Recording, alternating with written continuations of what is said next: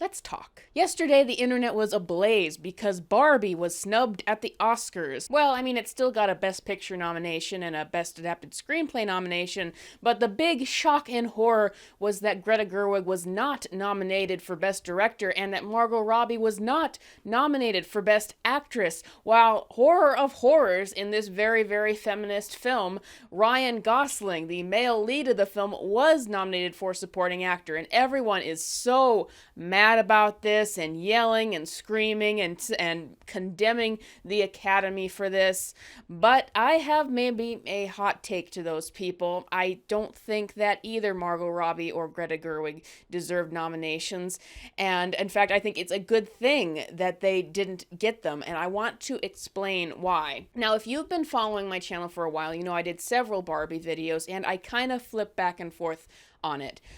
In the lead up to the movie, I was against it, I was for it, and when it came out, I was kind of against it, kind of for it, and you know, I've just been all over the place. But I want to give a little behind the scenes. But before we get into that, I want to talk about why specifically I think Margot Robbie does not deserve an Oscar nomination and why Greta Gerwig doesn't, and that's the bigger topic today. Margot Robbie seems like an incredibly likable person, and she's incredibly likable in a lot of roles. However, I've had an unpopular opinion for a while that she is a bit overrated as an actress, and the reason why I think that is because she essentially plays herself in every film. She has kind of this quirky persona that she brings to a lot of films, and sometimes there's a more innocent version of it, sometimes there's a more edgy version, but either way, it's kind of the same thing in every movie, and you're always seeing Margot Robbie, and sometimes, in the case of Barbie, for example, that can be very charming. I think that she was well cast as the character, but that does not mean that she had a lot of nuances and a lot of depth to her role. In fact, while her character does have an arc, if you look for it, it still is not a very clear arc. It's very vague compared to Ryan Gosling's Ken, who has a very clear arc in the film,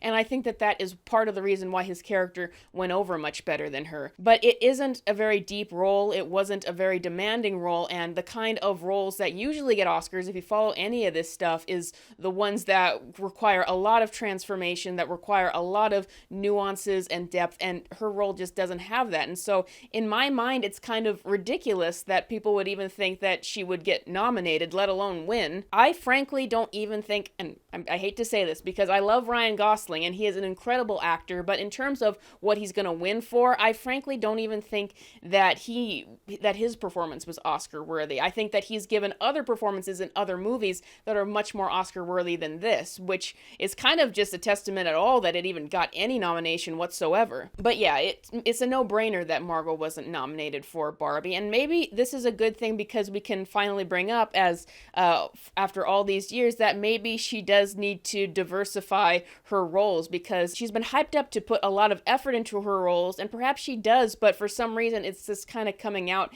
as the same thing every time. And it can be entertaining, but that does not mean that it isn't the same thing every time. But now for Greta Gerwig, and this is the bigger one. Greta Gerwig does not deserve an Oscar nomination for Barbie, and I think that she doesn't even deserve a screenplay credit, and let me explain why. I know I praised the movie before, but let me explain what was going on behind the scenes. I first saw Barbie at the cinema, and I knew what I was getting into because I'd read a lot of leaks behind the scenes. I knew a lot of what the movie was actually going to be, and as I watched the movie, I thought it was, at first, I did not like it. I thought it was terrible. I thought that it was one of the preachiest, most on-the-nose films that I had ever seen, and I want to be clear here. I am not at all against doing feminist films with feminist messaging. There have been some very good feminist films in the past that I frankly think are a lot better than Barbie in retrospective. I am not against doing a movie that is about maybe the problems that you would face in real life as a woman, specifically from a female perspective. I think that men and women both have problems that they feel are specific to their gender, and I don't have a problem with doing a movie about either of those. But that does not mean that this movie executes that very well. It is, once again, very, very on the nose. Everything is told in speeches. None of their issues that they perceive in the real world are developed. It's kind of like, the best way to sum up this movie is kind of like when Ken meets the guy who's supposed to be like the closeted misogynist CEO, and he says that when he talks about putting women down in the workplace, he just kind of winks at Ken about, we're still doing it. We're just hiding it better now. And I know that stuff like that still goes on today, but that does not mean that that just telling the audience rather than demonstrating how it can happen is going to help. All this movie does is make statements. It doesn't develop anything. It just makes very superficial statements throughout the movie. And some of those statements have been wildly misinterpreted. For example, when I first watched the movie, even on my first watch of the movie, I thought that that scene where the girl calls Barbie a fascist was supposed to be satirical. I always thought that. I thought that, yeah, that's satire. There's no other way I could interpret that scene. But then, upon reading the script of the movie, I found out that no, Greta Gerwig thought that that was 100%. She wanted to perceive the character as some sort of smart, hyper-intelligent girl who was going to take down Barbie. And I just think that that is ridiculous because I've seen two interpretations of the film. Either that scene was supposed to be satire or it was the movie's very preachy, ham-fisted way of getting its messaging across. And nobody thought that that was a super smart girl who was taking down a mega doll. And that is one of the points I want to get at here, that that is a failure on Greta Gerwig, not only in part as a writer, but as a director. She did not communicate what she wanted to communicate. She thought she was communicating something completely different. Once again, complete failure as a director, which is what I'm going to get at of why I don't think that she deserves flowers for this film. But back to my behind-the-scenes reaction to the film is, even though I wasn't really getting into it in the theater, everybody around me was laughing and just loving it. And then when I came out of the theater and looked around, like, so many people, even people I thought were going to hate the film, were just praising it and interpreting all of this stuff into it. And so at one point I thought, maybe it's me. Maybe I'm just being a stick in the mud. Maybe I'm being too hypercritical. So I watched the film again, and I did see a lot of those, different elements and themes to the movie, which is where my first review came into play, where I was sort of half and half on it, kind of negative, kind of positive. But then even after doing that review, I saw people coming out with negative things that I agree with, negative things that I disagree with, positive things that I agree with, positive things that I disagreed with. I never thought that the movie was trying to be as hard on Ken as people thought, because even reading behind the scenes, I always understood him to be a sympathetic character, and people were saying that he wasn't supposed to be sympathetic at all. So that's where my second video came into play, where I'm like, hey, I think that there's actually maybe a different message in here. But then time passed from then, and I heard other people talk about it, and I talked to other people and their reactions. And here's the thing, anyone's reaction to this film, any theme that they interpret into it, is correct, because this movie doesn't know what it wants to say. It contradicts itself. For example, you have the scene of the girl taking down Barbie, and she's supposed to be super smart, as Greta Gerwig said, but then later you can find context clues and dialogue that would say the opposite, that it's saying that it's not trying to bash the doll, that it's okay to be a Barbie if that's what you are. But you can even find context opposite of that. People will call one interpretation or the other wrong, but the fact of the matter is, even if you listen to the behind-the-scenes interview, the director is just all over the place in what she thinks. I guess through hearing commentary about the film, what Greta Gerwig was trying to say is that no one can live up to any sort of societal standards, and so that's why they should just let go and accept themselves. But I didn't really get that on my watch of the film. Like, I can interpret Barbie's ending to mean something, and I did in the past, and other people have, but if you just watch the film,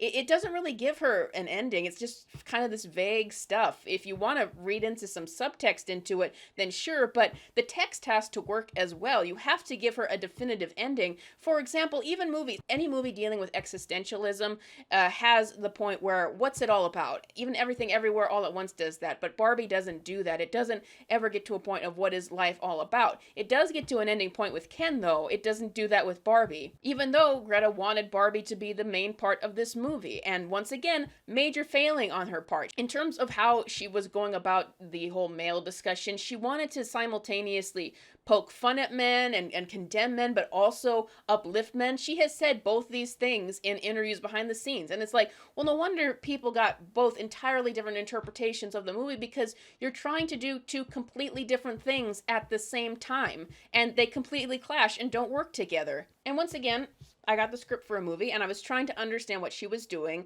and there's just not a whole lot of depth to this. It's kind of almost exactly what you get into the film, or most of the time it's the things that she was trying to achieve but just did not come off on screen. This movie is supposed to be sort of a humanist movie as well as a feminist movie, but it just does not know how to deal with that subject matter, because I don't think Greta herself has any answers to the problems of the world as she perceives it as. And there's a lot more that I could say about this, but I hope you get what I'm getting at. The reason why I was so confused by this movie is because this movie is so confusing. The reason why I went back and forth on it so much is because this movie goes back and forth, and because everyone got a different interpretation, and the reason why that happened is because this movie does not actually have depth. It just doesn't exactly know what it wants to say. And that's why Greta shouldn't get an Oscar nomination, and why she won't. And I think that a lot of people behind the scenes, far be it from me to defend the Academy. Of course they nominate things that don't deserve it. Of course they award things that don't deserve it all the time.